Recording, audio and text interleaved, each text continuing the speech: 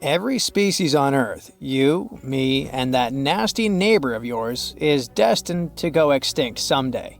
Just like what happened to the woolly mammoths and saber-toothed tigers. Stats aren't bright.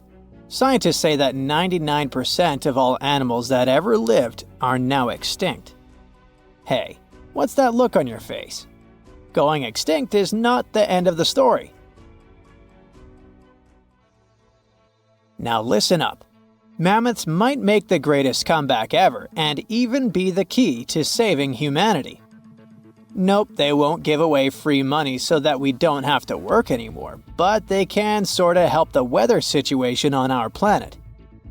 In the Arctic tundra, there's this ground called permafrost. It's like soil in the form of ice.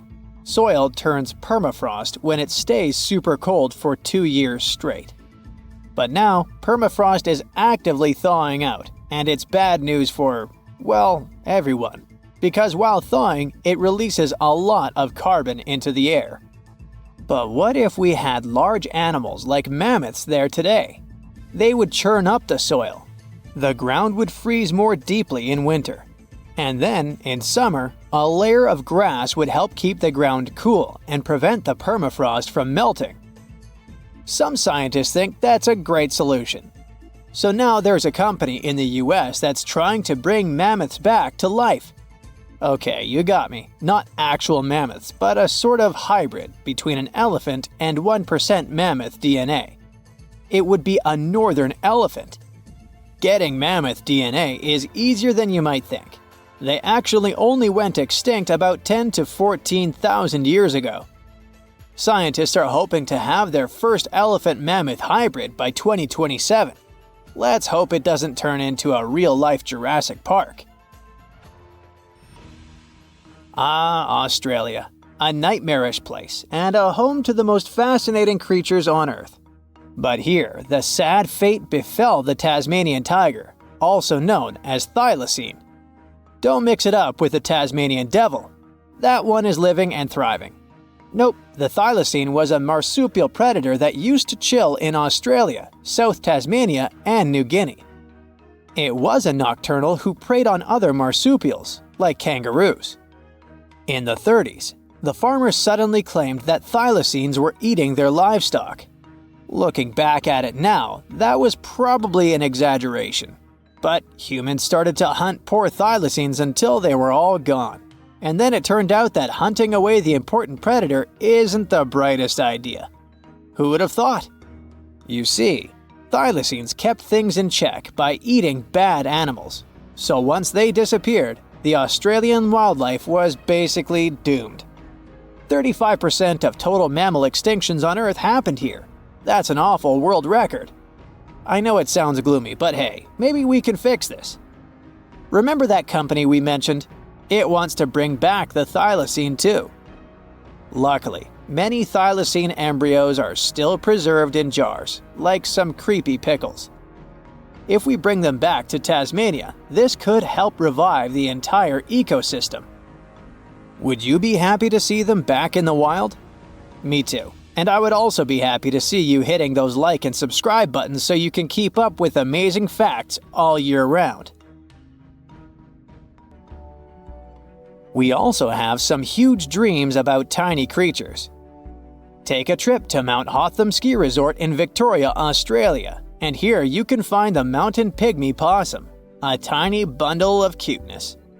These guys are super rare. We even thought that they were extinct. All we had was their fossils. But then, some skiers spotted a possum in a log pile at the ski lodge in 1966. Imagine suddenly making a great discovery while chilling on vacation. These little possums can spend 7 months of the year sleeping under the snow. They wake up occasionally to eat some stored food, and then they wake up in the spring to eat even more, find a mate, and go back to sleep again. What a relatable fella. Since they've made it into this video, you can guess they're pretty endangered. There are less than 2,000 left in the wild. All because their current homes don't fit them that well. But hooray, we can help them too. You see, their ancestors lived in lowland forests about 20 million years ago. So maybe mountain possums could live better if we moved them there? Of course, we can't just take them to the woods and expect them to survive. Instead, scientists want to slowly release possums into the forest and check up on how they get on with it. Let's hope these cute creatures will adapt to woodland life. The southern gastric brooding frog, also called the platypus frog, was quite a unique creature.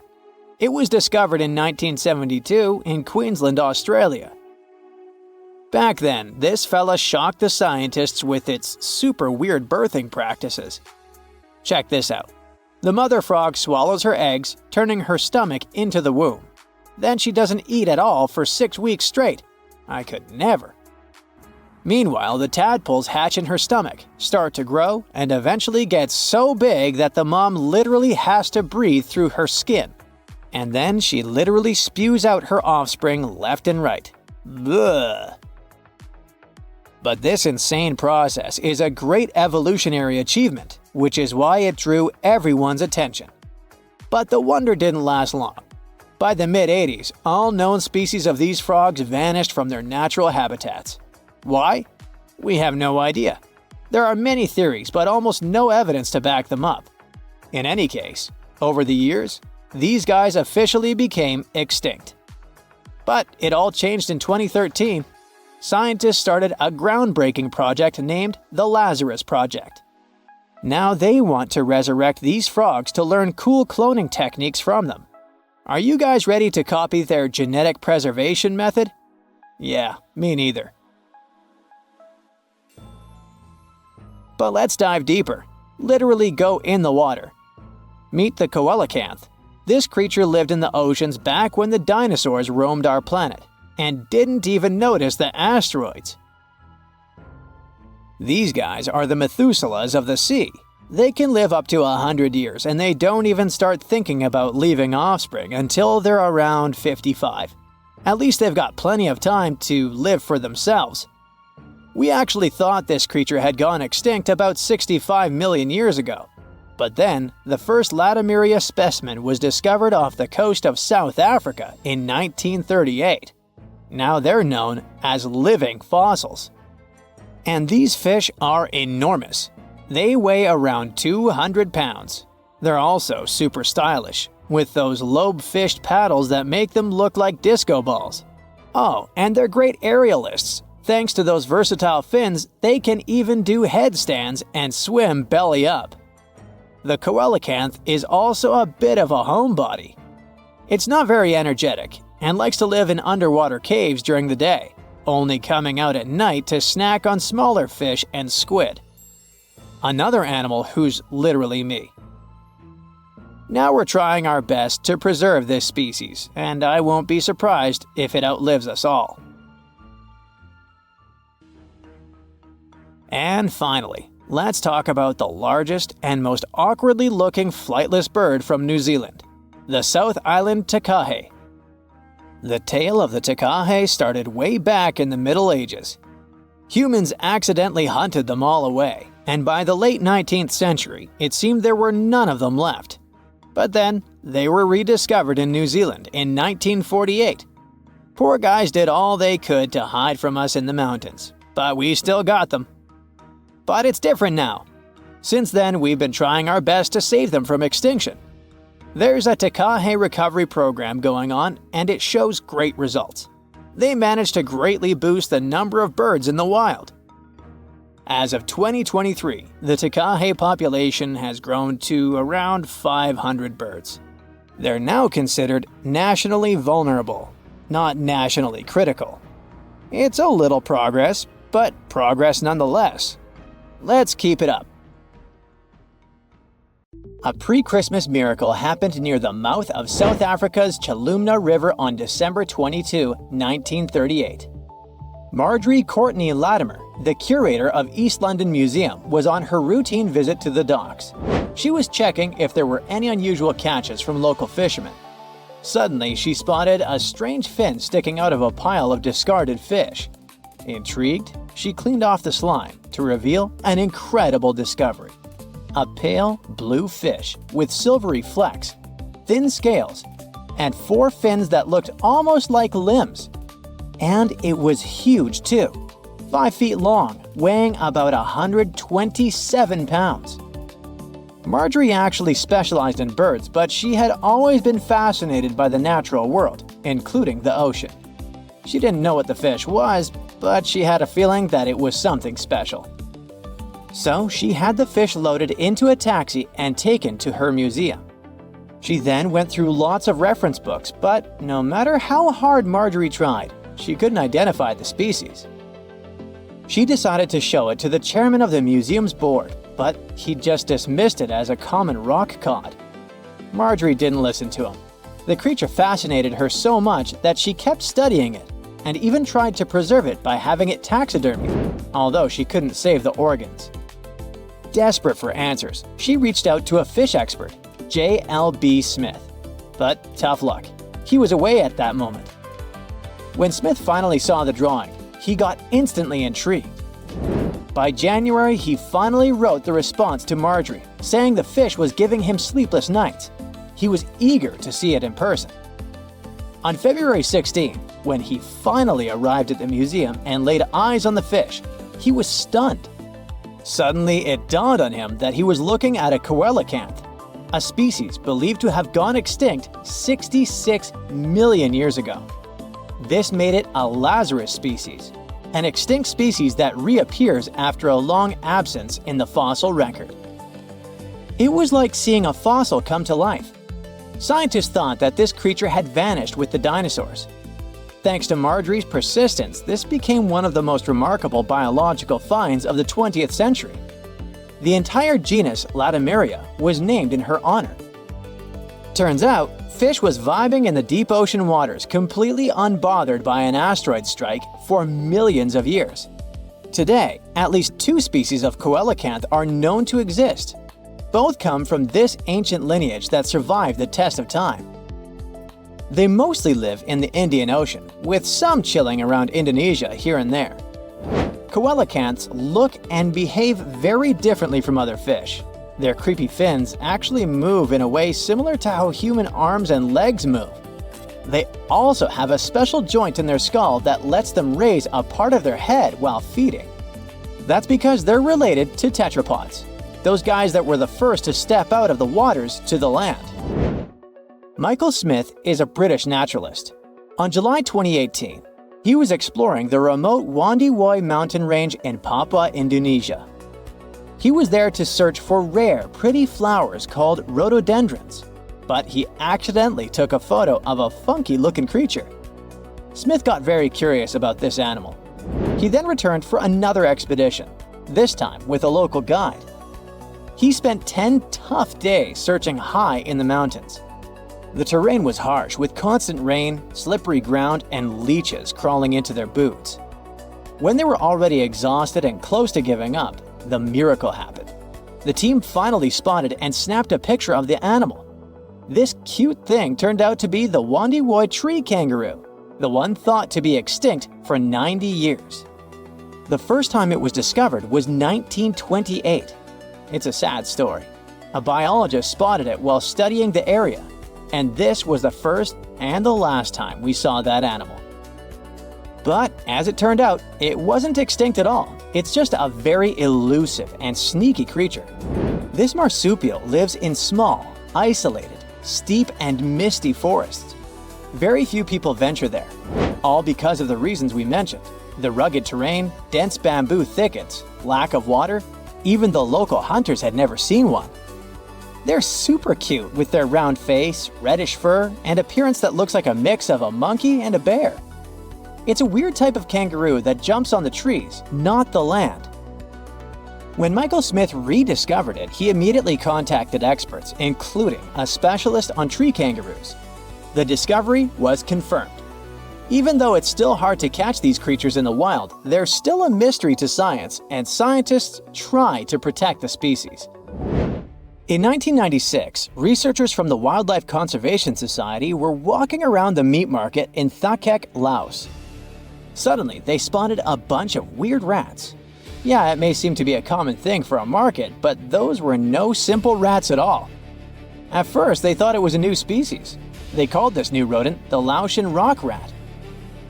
This animal was so different from other rodents that biologists wanted to place it in its own family. But in 2006, Mary Dawson and her team challenged this idea.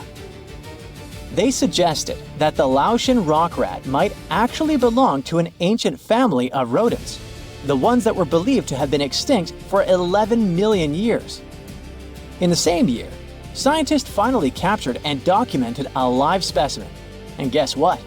Those were indeed those ancient rats. They didn't go extinct.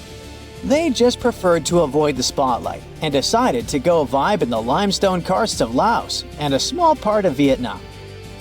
Turns out, the locals were even familiar with the rodent, regularly trapping it for food. Right, that must be the true reason for their hermit lifestyle. Now, these guys are a huge interest for scientists and are being studied carefully. In 2019, some scientists went on a joint expedition on Fernandina Island in the Galapagos archipelago. During the expedition, the team started noticing weird things: tracks, scat, and claw marks on trees. By following them, they suddenly discovered the culprit: a mysterious turtle that was sitting on a high elevation on the volcanic island. It was a lone female tortoise. They nicknamed her Fernanda. That's because they recognized her as a Fernandina giant tortoise, a species that was thought to have been extinct for 112 years. The last time we've ever seen this species was in 1906, when scientists found a male tortoise and sent it to the California Academy of Sciences. They thought that volcanic eruptions and extensive hunting caused the species to completely disappear. This was a huge deal. It provided hope for the survival of the Fernandina giant tortoise. Park rangers said that they saw signs of at least 2 other tortoises, so maybe they'll be able to find them soon. The Galapagos Conservancy has launched fundraising efforts to support further expeditions. In July of 2007, Luis Enrique Minguez was hiking in La Palma, a small island in the Canary Islands. He's a researcher in the Institute of Ecology and Conservation. While he was walking through the northeastern part of the island, he spotted an interesting lizard. The lizard was almost 12 inches long. He saw it near a forest trail, about 147 feet above sea level. Minguez took a photo of the lizard and shared it with his buddy researchers. After seeing the pictures, they realized that it was the long-lost La Palma giant lizard.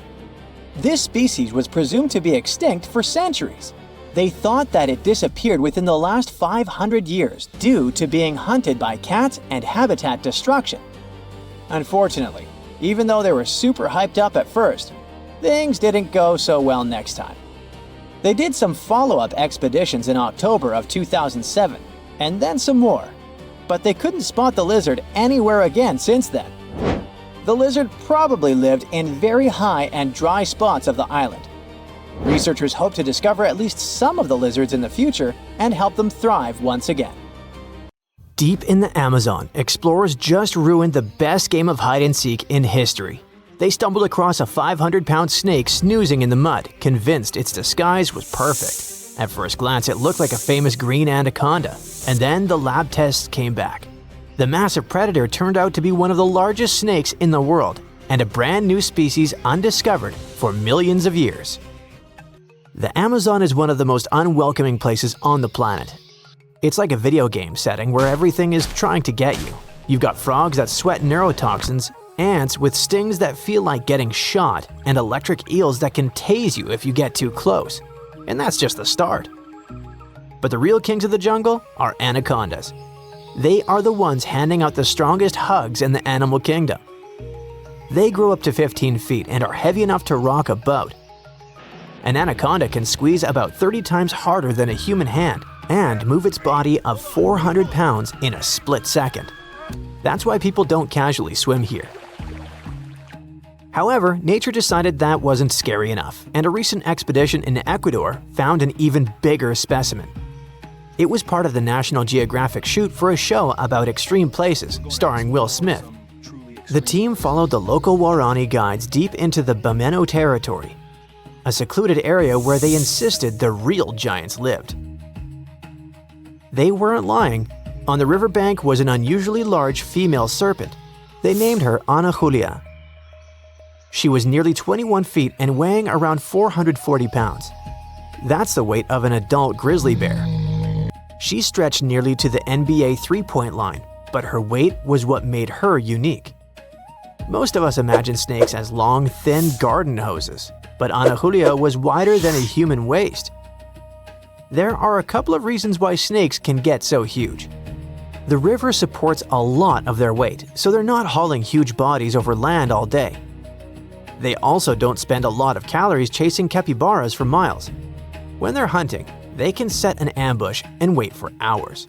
Their eyes and nostrils sit on top of their heads, so they can stay almost fully underwater and still watch and breathe. Anacondas can also dive. They're able to close the nostrils like valves and stay underwater for almost 20 minutes. They blend in so well that a thirsty deer could be drinking inches away from a snout without even realizing it. When they're resting, they can stay in one spot for more than a day. And because they're snakes, they can eat one massive meal and just doze off for a while. We know the snake is a she because, among anacondas, it's the females that grow this big. This is because of a genetic evolutionary phenomenon called sexual dimorphism. The males are puny in comparison, barely reaching 9 feet. Nature gave the ladies supersized bodies because carrying dozens of baby snakes takes a massive amount of energy and storage space. And anacondas don't lay eggs like most snakes. They give birth to live young, sometimes around 40 at a time. Snakes can keep growing slowly for much of their lives, so reaching Ana Julia's size means she's likely a long-surviving elder, possibly even decades old. We can't really tell the age of a snake. They shed their skin, and that isn't something that can be shown on a blood test. However, what really mattered was the DNA test that showed that Ana Julia wasn't actually the green anaconda. The DNA difference was a massive 5.5%. That sounds small, but in genetics, it's huge. Humans and chimps only differ by about 1%. So these two snakes are 5 times more different from each other than we are from chimps. Scientists call this a cryptic species. It's a phenomenon where animals look like identical twins on the outside, but are total strangers on the genetic level. Some examples you might not be aware of are giraffes. To us, they all look the same, but genetics shows there are several different species. While scientists were surprised by the DNA results of the big snake, the local Waorani guides were not. In fact, they said Ana Julia wasn't even the biggest one out there. They reported seeing anacondas up to about 25 feet. If one giant twin went undiscovered, there are probably even bigger ones. However, even a 25-foot anaconda is like a shoelace compared to what used to live here. If we turn back the clock about 60 million years, the Amazon had monsters twice as long. This is the Titan boa. Fossils found in a coal mine in Colombia suggest that the snake stretched between 42 and 50 feet. The creature was long but also unbelievably heavy. While our modern record breaker Ana Julia weighed 440 pounds, Titan boa tipped the scales at 1.25 tons. That's 2,500 pounds of weight with a 3-foot wide body. A snake as heavy as an average walrus, but much, much stronger. So, what caused those creatures to grow so large? The answer is heat. Reptiles are cold-blooded, meaning their bodies don't create their own temperature.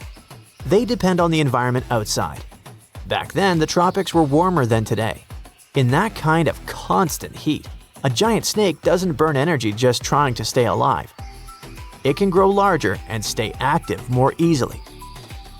Titan boa was probably the greatest wrestler of the prehistoric world. It didn't have venom, only its mighty squeeze.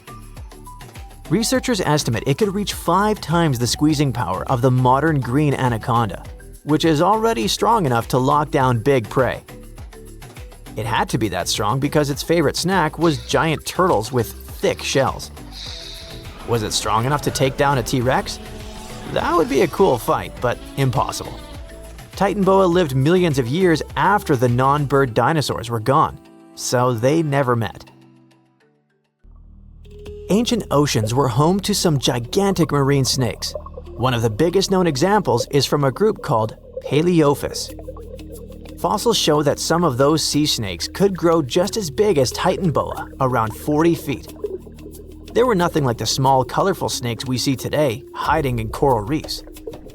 The largest ocean snakes alive now, like olive snakes, usually reach only about 6 feet. Paleophis had long, heavy bodies built for warm, shallow seas. Instead of weaving through coral, they likely cruised along coastlines and continental shelves, moving through open water. When you are big, you need big meals, so these snakes were hunting primitive sharks and massive fish. They were also built differently from land snakes. Their bodies were flattened on the sides to cut through the current, and their tails ended in wide paddles to push them forward. Today, those ocean giants are gone, but their distant cousins are still patrolling the water. Modern sea snakes are usually no bigger than a broomstick, but they traded size for a different kind of weapon: venom. Some of them, like the faint-banded sea snake, have venom that is 100 times more toxic than a cobra's. Speaking of venom, the Amazon is full of it. It's home to over a dozen types of dangerous pit vipers like the bushmaster. There's also the Brazilian wandering spider, which is one of the most toxic spiders on Earth. Not to mention the Amazonian scorpion.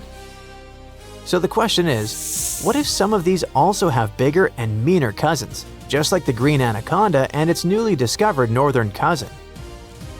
If a 500-pound snake had a hidden twin species, who knows what else is hiding out there? Maybe that spider has a cousin with completely different superpowers. Maybe there's a type of caiman we haven't even identified yet. The only thing we know for sure is that the locals swear there are even bigger snakes than Ana Julia, so we're probably not far from learning about the next record breaker.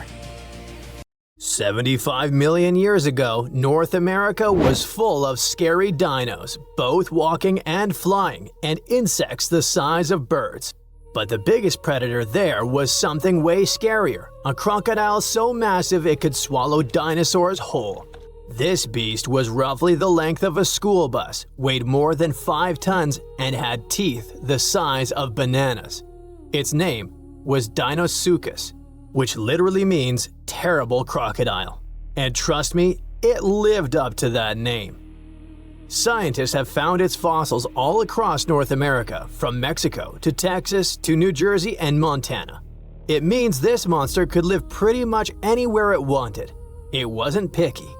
It roamed rivers, swamps, and even coastlines. And when it was hungry, anything that moved was fair game. Fossilized dinosaur bones show massive bite marks matching its jaw pattern. So yes, it actually took down dinosaurs. What's even crazier is its bite force. Based on skull reconstructions, scientists estimate it could crush bones with more power than T-Rex. So if a T-Rex ever got close to the water, it might have ended up as lunch. But Deinosuchus wasn't just a bigger and meaner version of today's crocodiles. It was more closely related to alligators. Recent studies show that it actually belonged to an ancient branch of crocodilians that split off before the ancestors of modern alligators and crocodiles. It was like that weird cousin in your family tree who doesn't quite fit in, but somehow looks like everyone.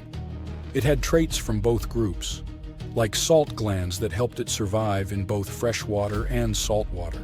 That's rare because most crocs today can't handle salty environments for long. This feature might have been its secret superpower. Around that time, North America was divided by a massive inland sea called the Western Interior Seaway. It stretched from the Arctic Ocean down to the Gulf of Mexico. Deinosuchus could travel across it, sneaking along the coasts and striking anywhere there was food. Still, scientists argue about its favorite hangout spot. Some say it mostly lived in rivers and swamps, and the fossils found near the coast just happened to be preserved better there. Others think it really did patrol the ancient shoreline, waiting for dinosaurs that wandered too close. Either way, this reptile ruled its world, and the climate of its time helped it thrive. The late Cretaceous was a warm, humid idyll filled with wetlands, forests, and endless food sources. Giant turtles, fish the size of cars, and whole herds of herbivorous dinosaurs gave Deinosuchus an all-you-can-eat buffet. As long as the ecosystem stayed stable, it could keep getting bigger and bigger, and it did. Throughout Earth's history, huge crocodiles have evolved again and again. It's like nature's favorite blueprint for apex predator. Even today, Nile crocs and saltwater crocs are living proof that this ancient design still works perfectly.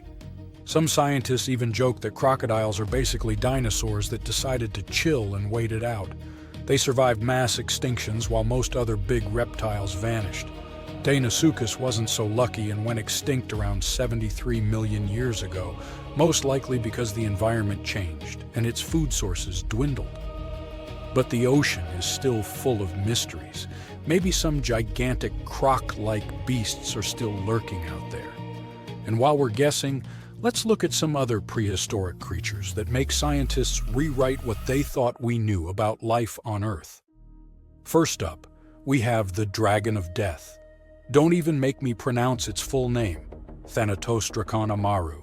Scientists found its bones in western Argentina, in formation layers called the Plautier Formation, from about 86 million years ago, the late Cretaceous. This creature wasn't just big, it was gigantic for a flying reptile. Judging by some of its bones, it has a wingspan somewhere between 23 and 30 feet. That's like a small plane wing outstretched. It's officially one of the largest pterosaurs ever discovered in South America. Its fossils are pretty well preserved, including parts that are usually squishy and fragile in flying reptiles like vertebrae and limb bones. This gives scientists clues not just about how it moved, but about what ecosystems were like back then. Looks like it enjoyed marshy floodplains, big open skies, and plenty of prey below. Our dragon likely used its size to its advantage, either going after small dinosaurs or scavenging. The fact that this massive creature managed to evolve wings capable of flight is just crazy. Next, we've got a creature that looks like a mix of a dino and a skunk to me, Stegosaurus elengasin. Scientists found fossils of this cool guy in southern Chile among rocks deposited about 75 million years ago. The thing that hits you first, let's hope, not literally, is its tail. Instead of the usual spikes or clubs you get in other armored dinos like ankylosaurs, Stegosaurus had a flat blade-like tail made from fused bones. It looked almost like a weird paddle or frond. Scientists compare it to Aztec ammunition because of that blade structure across the tail's rear half. It wasn't huge, only about 6.5 feet long, but what it lacked in size it made up for in weirdness and cleverness. Its body had armor plates, protective skin scutes, and a skull structure showing features of different dinos. So it was kind of a hybrid in style, which got paleontologists rewriting some of the family trees of armored dinosaurs. Also, the fossil is unusually complete, about 80%, which is rare because armor bones are often damaged or missing. This is super useful for science because it shows us how armor evolved, especially in southern continents. And you definitely need to meet our next hero, a truly bizarre marine reptile that once patrolled the waters of what's now Wyoming, Serpentisuchops fisteri. This creature was part crocodile, part sea monster, and 100% nightmare fuel. Scientists first found its fossils over 25 years ago, but they only recently managed to piece together enough of its remains to truly understand it. It had a super long neck, which was normal for plesiosaurs, and a croc-like skull and body. Most fossil books would tell you these traits shouldn't exist in the same animal. So this guy was a stunning exception. Paleontologists have found its lower jaw, a large portion of its skull, neck vertebrae, tail, and ribs. So they were able to reconstruct not just what it looked like, but how it likely moved, swam, and hunted. About 35% of its body is preserved, which is not so often for marine reptiles, and it lets scientists learn a lot about its lifestyle. With its long neck and the power of a crocodile, plus a super combo of speed, reach, and bite, This guy was most likely a top predator of its time. Last but not least, we have this cool dino, Duonicus tsoktbatari, that lived in Mongolia's Gobi Desert around 90 to 95 million years ago during the Cretaceous period. It wasn't a meat-eater like T-Rex, but more of a plant muncher. It grew to about 10 feet long, roughly the size of a tall adult human lying down, and weighed around 575 pounds. Pretty hefty for a leaf-eater. The craziest thing about this heavy guy was its hands. It only had 2 fingers on each hand, and each finger carried a giant curved claw about a foot long, covered in keratin, the same stuff your nails are made of. That keratin actually added over 40% to the claw's length, which is super rare to see preserved in fossils. Because of that, scientists can actually study the full shape and structure of the claw, not just the bone. Its hands weren't just for show, though. We can see fused wrist bones and stiff joints in the fossil, which means it could grab and pull down branches to eat leaves. So, having fewer fingers could actually be a bonus if your goal is to reach and rip down vegetation. It's a really cool example of how dinosaurs adapted in weird and specific ways to survive.